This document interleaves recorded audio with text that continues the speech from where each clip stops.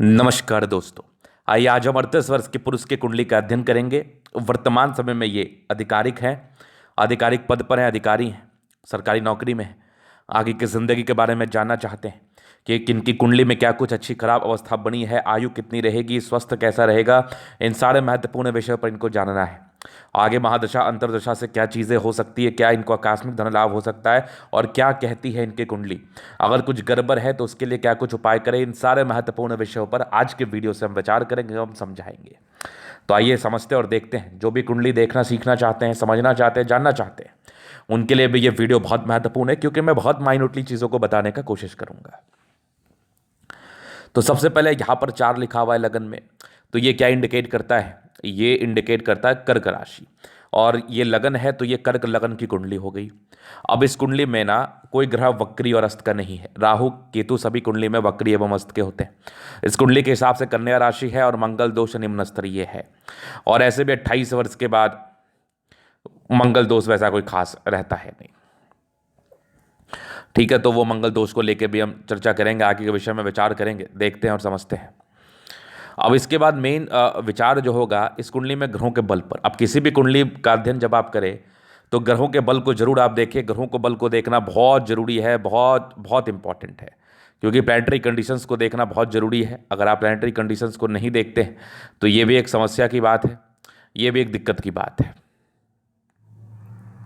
तो सूर्य 19 डिग्री पर बैठा है, तो ये 19 डिग्री क्या इंडिकेट करता है? 100%। ये 100% फल देने के काबिल है। 10 से 20 डिग्री के बीच का ग्रह 100% फल देता है। चंद्रमा 20 डिग्री पर है, ये भी 100%। 18 डिग्री पर है, ये भी आपका मंगल 100% फल देगा। बुध 24 डिग्री पर, ये भी 100%। गुरु 13 डिग्री पर है, ये भी लगभग 100%। शुक्र 11 डिग्री पर है, ये भी 100%। शनि 10 डिग्री पर है, ये भी 100%। राहु केतु थोड़े कम डिग्री पर हैं, तो ये भी 80% के राउंड फल देंगे। अब इनकी कुंडली में ना लगभग लगभग सातों ग्रह 100% फल देने के काबिल है, जो कि एक बहुत बड़ी स्थिति होती है। ये कभी कभार बहुत पॉजिटिव भी हो जाता है और कभी कभार बहुत नेगेटिव भी हो जाता है, क्योंकि कुंडली में 2 टाइप के ग्रह होते हैं। एक योग कारक जो आपके लिए फलदायी है, दूसरा मारक जो आपके लिए नुकसानदेही है। अगर योग कारक ग्रह में भी पावर हो जाए, मारक ग्रह में भी पावर हो जाए, तो सफलता भी बहुत लंबी दिलवाता है और नुकसान भी बहुत लंबा कराता है। तो ये वाली एक बात होती है अगर कोई ग्रह खराब स्थिति में रहे तो। और किसी किसी केस में ये बहुत ज़्यादा शुभकारी हो जाता है। अगर आपके सारे ही प्लैनेट्स अच्छे कंडीशन में हो तो इसके रिगार्डिंग कोई विशेष साइड इफेक्ट नहीं आते और आपको फ़ायदा ही होता है। तो बड़ी अच्छी बात है, और किसी न किसी केस में ये थोड़ी बुरी बात भी होती है। अब आगे हम विचार करते हैं कि कुंडली में क्या कुछ हुआ है, उस विषय पर देखने का, समझने का कोशिश करते हैं। तो सूर्य कहाँ बैठा है ये देख लो पहले आप। सूर्य यहाँ पर 10 लिखा हुआ है, तो ये मकर राशि में सूर्य है, शत्रु राशि में है। शत्रु राशि का सूर्य है, दूसरे घर का स्वामी है, धन भाव का स्वामी है, और ये 7वें घर में बैठा है। तो शादी के बाद भाग्य उदय साफ तौर पर। और ऐसे व्यक्ति उच्च पद को ग्रहण करते हैं, चूंकि धन भाव का स्वामी होकर लगन को देख रहा है, सूर्य लगन को देख रहा है, तो प्रतिष्ठा मान सम्मान तो बढ़ाता ही है, साथ ही साथ अच्छी नौकरी की प्राप्ति भी कराता है। तो सूर्य बड़ी अच्छी स्थिति में है आपका। चंद्रमा विचार करते हैं, यहाँ पर 6 लिखा हुआ है, कन्या राशि में है, मित्र राशि में, पहले घर का स्वामी लग्नेश चंद्रमा तीसरे घर में बैठा है। तो कर्मठ होंगे बड़े व्यक्ति। ऐसे व्यक्ति बड़े कर्मठ होते हैं, लेकिन चंचलता भी रहती है, और कर्मठ के योग को ही बताता है। क्योंकि चंद्रमा तीसरे घर में बैठ जाए तो ऐसे व्यक्ति एक ही पुत्र होते हैं अपने माता पिता के। तो ये वाली बात हो गई। चंद्रमा चंद्रमा भी अच्छे कंडीशंस में है, योग बनते हैं एक ही पुत्र के। कभी कभार ज़्यादा भी हो जाता है, कोई बड़ी बात नहीं है, लेकिन इस केस में मैक्सिमम एक ही पुत्र के योग बनाता है। अब मंगल पर विचार बर करते हैं। तो मंगल या अष्टम भाव में बैठा है। मंगल 11 लिखा है तो कुंभ राशि में है, और दूसरे और 5वें घर का स्वामी है। 10वें और 5वें कैरियर के हाउस का स्वामी है, और पढ़ाई लिखाई कारक क्षेत्र का स्वामी होकर अच्छी स्थिति, मतलब बली होकर ये अष्टम भाव में बैठा है मारक स्थान में। तो ये थोड़ा प्रॉब्लमेटिक है। मंगल दिखेगा बली आपको, लेकिन थोड़ा नुकसान भी देगा, ब्लड संबंधी प्रॉब्लम को देगा, गुप्त संबंधी परेशानियों को देगा मंगल, जो कि मंगल की स्थिति थोड़े खराब घर में ये दिख रहा है मुझे। तो ये चीज़ तो आपने देख लिया, समझ लिया। अब आगे विचार करते हैं। और बुध पर मंगल अष्टम भाव चूंकि मृत्यु कारक स्थान होता है ना, तो ये थोड़ा सा परेशान करेगा, चूंकि बली भी है और अच्छे घर का स्वामी है, कोई विपरीत राजयोग तो बनाया नहीं। तो वही वाली परेशानी होगी जो मैंने आपको बताया, ब्लड संबंधी प्रॉब्लम, गुप्त परेशानी, हीमोग्लोबिन संबंधी प्रॉब्लम। उसके बाद हम विचार करते हैं बुध पर। बुध इनका कहाँ पर बैठा ये देख लो आप। बुध इनका छठे भाव में बैठा है।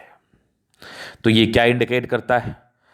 बुध धनु राशि में चूंकि 9 लिखा हुआ है और छठे भाव में 12वें तीसरे घर का स्वामी है, द्वादश भाव का स्वामी और तीसरे दोनों त्रिक हाउसेस होते हैं। दोनों का स्वामी होकर अगर बुध छठे में बैठा तो ये विपरीत राज्यों के कंडीशन में है। बुद्धि विवेक बड़ा अच्छा होता है, लेकिन छठा भाव रोग ऋण कर्जा का हाउस होता है। तो ये इंडिकेट करता है कि ऐसे व्यक्ति को थोड़ा सा रोग हो सकता है, ऋण हो सकता है और इनके पैसे बहुत ज़्यादा खर्च होंगे। इस बात का ये परिचय कराता है, इस बात का ये परिचय कराता है 100%। तो ये चीज़ आपने देख लिया।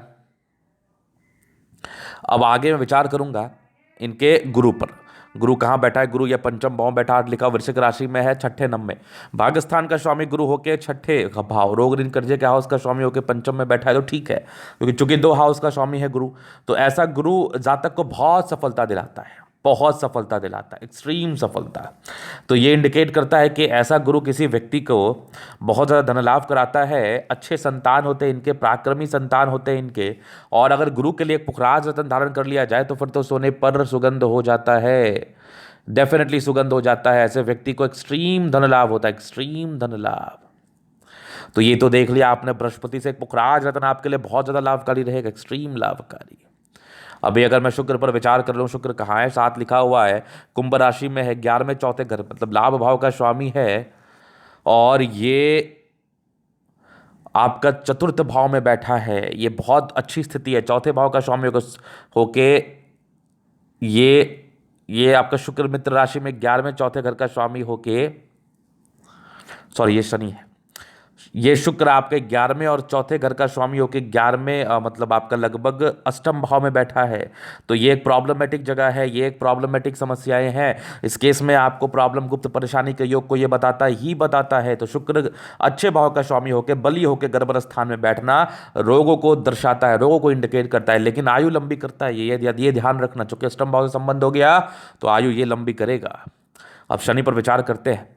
शनि इनका तुला राशि में उच्च का है, शशि योग के साथ शनि चतुर्थ भाव में बैठा है, सप्तम अष्टम का स्वामी होके ये चतुर्थ में बैठा है। तो अष्टम भाव चूंकि मृत्यु कारक स्थान होता है, आयु इंडिकेट करते हैं। तो ऐसे व्यक्ति दीर्घायु होते हैं, बड़ी लंबी आयु होती है इनकी, इस बात में कोई संदेह नहीं है। और शनि पावरफुल कंडीशन में है, शनि की दृष्टि 10वें भाव पर है, उच्चतम कैरियर रहेगा, बढ़िया पैसा जिंदगी पर आएगा, इसमें कोई संदेह नहीं है।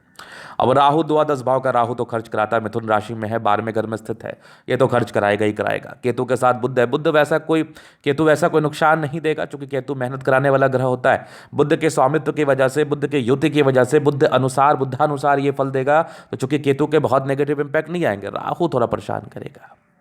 अब थोड़ा मैं दशा पर विचार कर लेता हूँ।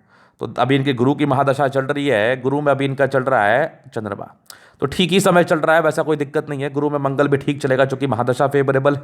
गुरु में राहु भी ठीक ही चलेगा, थोड़ा सा परेशान कर सकता है लेकिन सामान्य रहेगा, वैसा कोई विशेष दिक्कत नहीं है। अगर मैं वार्षिक कुंडली के हिसाब से गुरु में राहु की बात कर लूँ तो गुरु से राहु लगभग आप मान के चलो 1 2 3 4 5 6 7वें स्थान की लगभग, हाँ 8वें स्थान की दूरी पर है,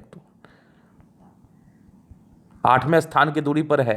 तो थोड़ा सा स्वास्थ्य में गड़बड़ी कर सकता है। अगर आप बृहस्पति के लिए उपाय कर लेते हैं, पुखराज पहन लेते हैं, तो ये राहु आपका कुछ विशेषकर बिगाड़ नहीं पाएगा। और गुरु की महादशा के बाद शनि की महादशा है, तो वैसे कोई दिक्कत होनी भी नहीं है। हाँ, इसके लिए मैं आपको उपाय दूंगा। राहु के समय 2023 से जो आ रहा है, राहु का समय स्पेशली मैं आपको दिखा दूँ कब से आ रहा है। ये राहु आपका आ रहा है, हाँ 2023 8वें महीने के बाद। थोड़ा सा स्टार्टिंग फेज में आपको इसके लिए उपाय करना पड़ेगा, वो मैं बता दूंगा, अभी टाइम है। उसके पहले का समय आपके लिए बेहतर है, तो बस आप एंजॉय करें, मस्त रहे। और गुरु की महादशा है, वैसा कोई नेगेटिव इंपैक्ट नहीं डाल पाएगा। हाँ, अगर मैं इसके लिए उपाय कर देता हूँ गुरु के लिए, पुखराज रत्न आप पहन लेते हैं, तो ज़्यादा बेनिफिशियली आपके लिए रहेगा। वैसे मुझे नहीं लगता गुरु के महादशा में आपको कोई ज़्यादा समस्याएं आएंगी।